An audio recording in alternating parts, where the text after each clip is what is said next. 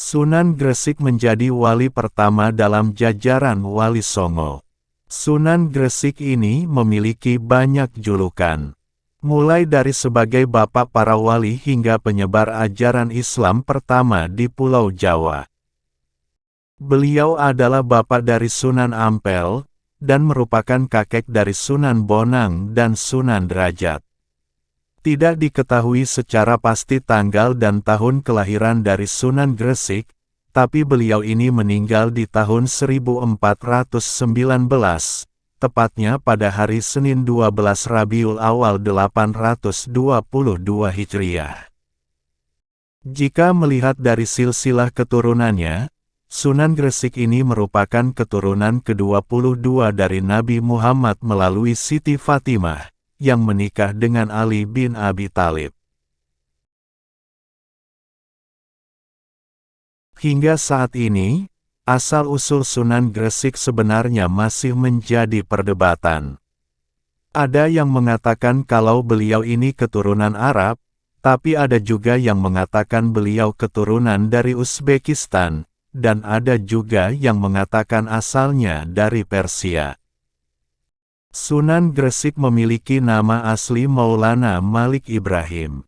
Beliau awalnya dikenal dengan nama Maulana Maghribi tapi kemudian namanya lebih populer dengan julukan sebagai Sunan Gresik. Dijuluki sebagai Sunan Gresik karena tempatnya berdakwah yang paling lama adalah di Gresik, Jawa Timur.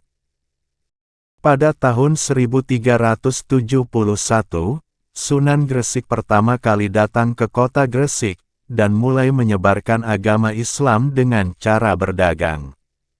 Beliau kemudian dipertemukan dengan Raja Majapahit, dan diperbolehkan untuk menyebarkan agama Islam kepada masyarakat setempat. Sunan Gresik kemudian menetap di desa bernama Sembalo, Kecamatan Manyar, Kabupaten Gresik. Di sanalah beliau pertama kali mendirikan masjid di Desa Pasucinan, Manyar. Tidak hanya masjid saja yang dibangun pertama kali oleh Sunan Gresik, tapi juga pesantren. Menjadi wali Songo pertama yang menyebarkan ajaran Islam di Pulau Jawa, Sunan Gresik memegang peranan penting dalam pendirian pesantren. Mendapat kepercayaan dari Raja Majapahit, untuk menyebarluaskan ajaran Islam di tanah Jawa, Sunan Gresik yang diangkat sebagai Syah Bandar ini mendirikan pesantren pertama, di desa Pasucinan tersebut. Tidak diketahui secara pasti, apakah Sunan Gresik membangun pesantren terlebih dahulu atau membangun masjid lebih dulu. Tapi di desa tersebut menjadi lokasi pertama dari pembangunan masjid dan pesantren di Jawa. Masjid yang dinamakan dengan nama Masjid Pesucinan hingga saat ini masih tetap berdiri, dan menjadi masjid tertua di Pulau Jawa.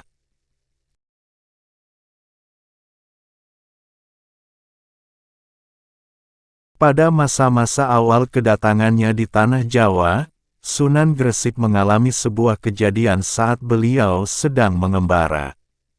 Ketika itu, cuaca sangat terik karena sudah berbulan-bulan tidak ada hujan di daerah tersebut.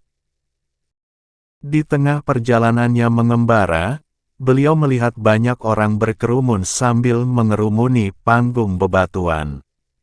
Di atas bebatuan tersebut ternyata ada seorang gadis, yang berpakaian putih dengan kedua tangan, yang dicengkram oleh dua orang lelaki berbadan besar. Di dekat gadis itu juga ada seorang yang sedang membacakan mantra sambil memegang pisau. Saat Sunan Gresik bertanya pada orang-orang, beliau mendapat informasi kalau gadis tersebut sedang menjadi tumbal, untuk dipersembahkan kepada Dewa Hujan karena di tempat tersebut sedang mengalami kemarau panjang. Kemarau panjang ini mengakibatkan sumur kering, dan ladang tidak bisa menghasilkan panen. Ketika beliau ingin menggagalkan upacara penumbalan tersebut, kedua orang berbadan besar tersebut menyergap Sunan Gresik. Tapi baru beberapa langkah saja, kaki dua orang tersebut terasa lemas hingga tidak bisa digerakkan. Setelah mengetahui kalau korban persembahan ini adalah yang ketiga, Sunan Gresik kemudian bersama kelima muridnya menghadap kiblat, lalu melakukan salat sunnah istisqa sebanyak 2 rakaat untuk memohon hujan. Tak berselang lama, turunlah hujan dengan deras. Orang-orang setempat yang sangat gembira pun berterima kasih dan ingin menyembah Sunan Gresik, tapi hal tersebut dilarang oleh beliau, dan menyuruh mereka untuk mengucapkan syukur pada Allah. Orang-orang tersebut kemudian diajarkan mengucapkan 2 kalimat syahadat, dan diajak untuk memeluk agama Islam. Inilah kisah dakwah pertama dari Sunan Gresik di Pulau Jawa. Salah satu cara yang dilakukan oleh Sunan Gresik dalam berdakwah adalah dengan membuka praktik pengobatan gratis kepada masyarakat setempat, terutama rakyat yang kehidupan ekonominya kurang mampu. Sunan Gresik memiliki kemampuan untuk mengobati orang, karena dulunya beliau pernah belajar ilmu pengobatan tradisional. Beliau pun memanfaatkan keahliannya ini untuk berdakwah. Sunan Gresik tidak pernah membeda-bedakan golongan masyarakat.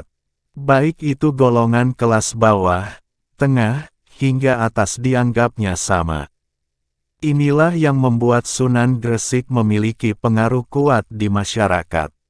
Kemampuan Sunan Gresik sebagai tabib pun terdengar hingga kerajaan Majapahit, sehingga beliau pernah diundang oleh raja untuk mengobati istrinya yang sedang sakit.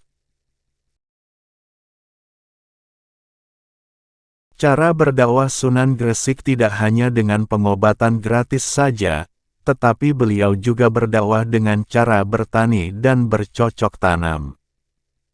Beliau mengajarkan masyarakat setempat cara bercocok tanam dan bertani yang benar. Tentu saja Sunan Gresik mengajarkannya secara gratis. Sambil mengajarkan cara bercocok tanam dan bertani, beliau sambil berdakwah dan mengajarkan agama Islam kepada masyarakat.